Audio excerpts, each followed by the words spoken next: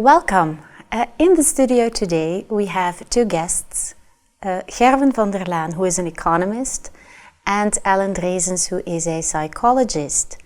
They both teach at UC Tilburg and will share their reflections on the concepts of resilience and failure. Laan, how does a psychologist define resilience?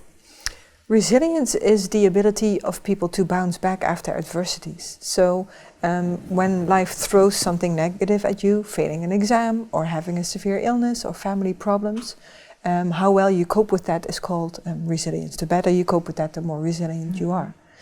An underlying concept to resilience is called coping, and people can cope with things in a good way and in a bad way.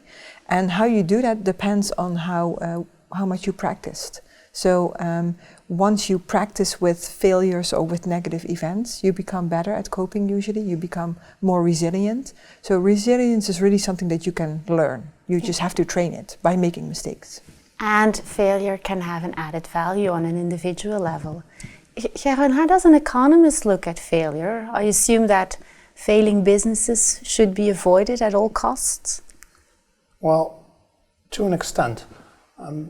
Failing businesses bring substantial costs indeed, although lawyers, consultants, auditors also earn an income from restructuring organizations.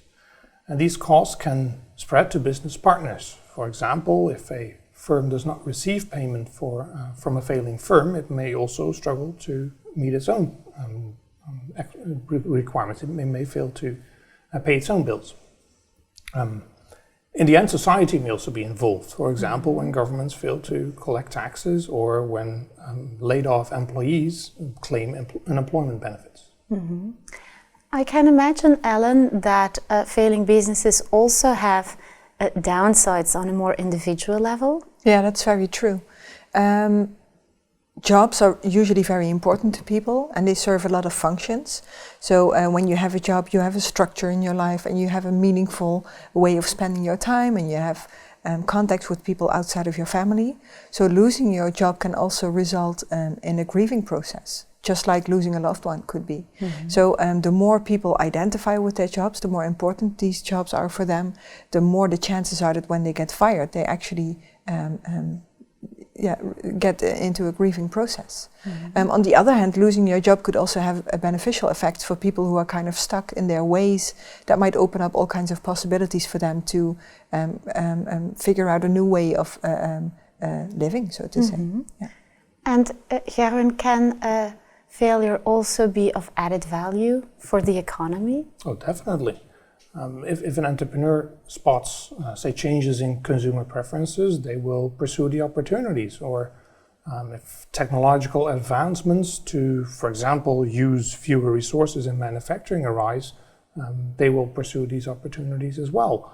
And this is what economists refer to as creative destruction. When new organizations arise, they push their obsolete competitors out of business. Think, for example, of email pushing the former postal giants out of business or requiring them to reorient.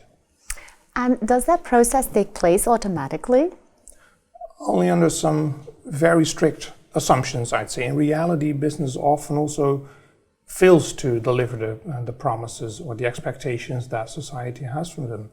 A case in point is climate change, where businesses struggle to meet what society expects.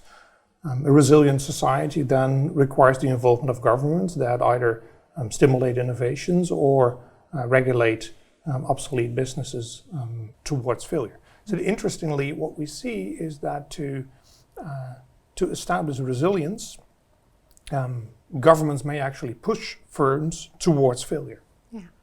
Okay. Well, thank you both for sharing your reflections. You have made us rethink the value of failure by stressing that failure can be and is a prerequisite for resilience. And we have learned that there's a resilience to be defined on an individual level and on a more societal level. On the webpage of the project, you are welcome to watch an entire lecture on this topic by Dreezens and Gerwin van der Laan.